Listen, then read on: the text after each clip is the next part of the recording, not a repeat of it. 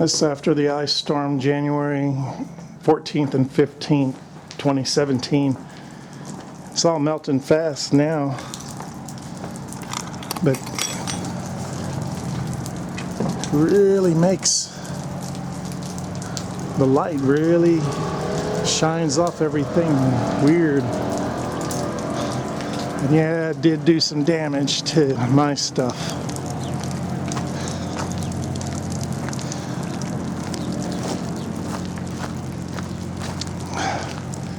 Some big limbs off of my tree. I called the phone company yesterday and they still haven't come out to do anything about that. So just about ready to pull that phone line down. Got one of them right there on that power line too. I don't know how that's not going to ground. Yeah, it really messed my tree up. And that tree there,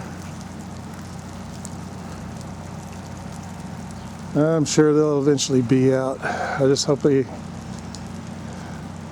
get out here before it pulls that phone line down. Oh man, does it ever